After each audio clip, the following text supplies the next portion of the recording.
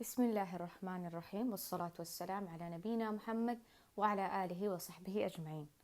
اليوم حنتكلم عن بروتوكولات زراعة الخلايا الليفية الجنينية الأولية.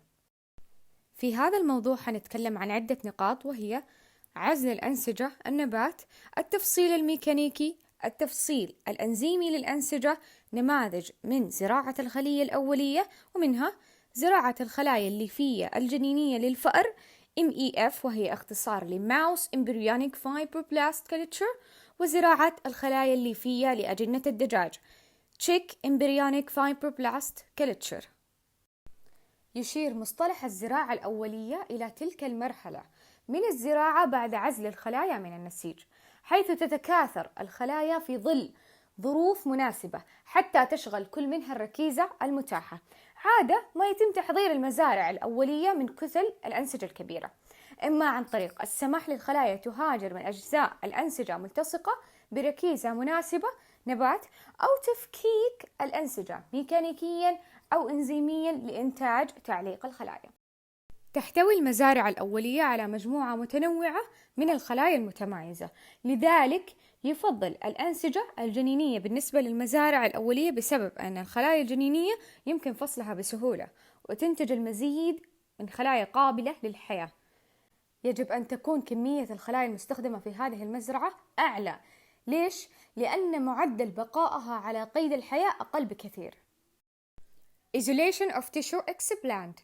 During the explant collection from animal or human sources, ethical issues, animal rights should be taken care of. The human explants collection should be done only after the consent from donor and their relatives. Work with the human tissue should be performed at containment level 2 in a class 2 biological safety cabinet. Use 70% alcohol to sterilize the site of the resection if it's likely to be contaminated. Aseptically remove the tissue and transfer it to the tissue culture laboratory in dissection BSS, DBSS or collection medium to avoid contamination. Follow protocol strictly. Mechanical disaggregation. The outgrowth of cells from primary explant is a relatively slow-going process and can be highly selective. Even if the enzymatic digestion has potential to give a culture which is more representative of the cells in the tissue, it's rather more strenuous. And due to the risk of proteolytic damage to cells during enzymatic digestion, mechanical disaggregation is chosen over it.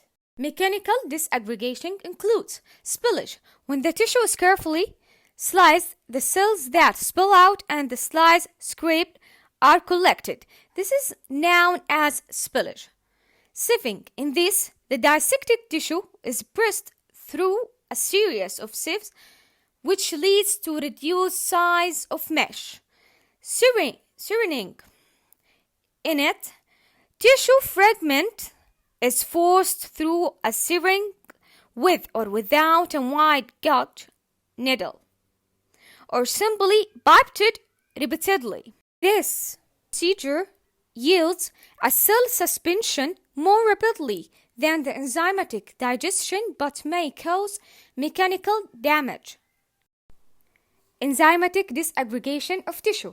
The trypsin is most frequently used enzyme as it's tolerated well by many cells. Trypsin can be used in either warm or cold trypsinization method. Trypsin is eliminated by centrifugation and is neutralized with serum and medium. Called trypsinization method.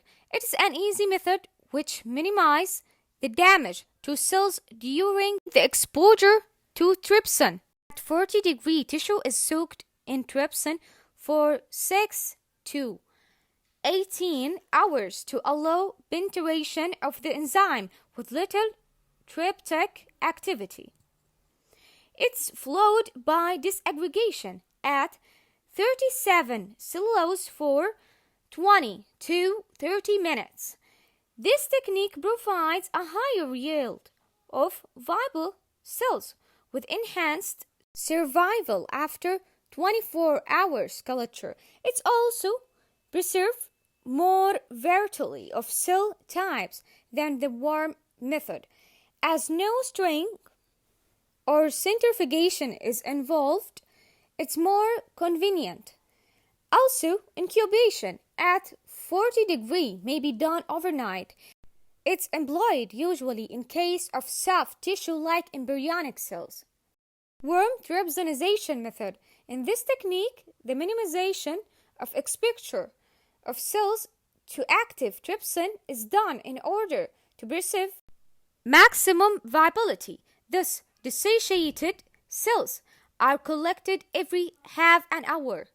It's useful for disaggregation of large amount of tissue in a comparatively short time, especially for chopped whole mouse embryos or chick embryos.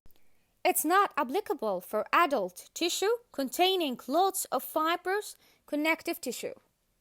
Mouse embryonic fibroblast culture. This is materials and reagents. 13 to 14 days pregnant mouse. 60 and 100 millimeters jelly Petri dish. 50 milli Strelly conical tube. 5 milli Strelly serological pipetase. Mice, male and female, Italy, at 8 to 12 weeks of age. Ice, phosphate buffered. Saline without calcium and magnesium. 70% ethanol, 0.25% and 0.5% trypsin. Fetal bovine serum. Dalbacose modified eagle medium. Saline streptomycin 10,000 U per milli. Glutamine 200. Zinc and complete medium. Dissecting instrument. This is media preparation. Zinc medium. Culture medium 1% penicillin. Streptomycin. Complete medium. Culture medium 10% FPS. 1 penicillin streptomycin. 2 milli glutamine. Procedure. Setup time melting between male and female mice. Check for the plaques on the following day. The presence of the vaginal plaque is considered embryonic day 0.5. Monitor weight gain in female mice every 2 to 3 days. Pregnant female mice of gestational days 13 to 4 are used. Notice, pregnancy in female mice is usually accompanied by weight gain over time, as well as a visibly round belly. The weight gain pregnant female mice at gestational day 15.5 ranges between 7.5 and 15.6 gram with an average weight gain of 11.5 gram. This is the protocol of this process. This is a sample of mouse embryonic fibroblast culture. Chick embryo fibroblast culture. This is our materials and reagents. And media preparation. We have not.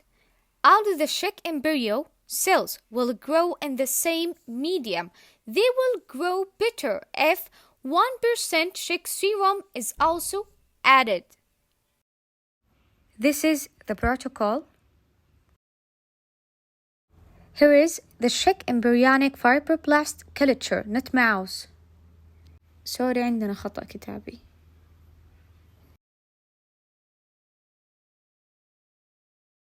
Thank you for watching. رنا عماد.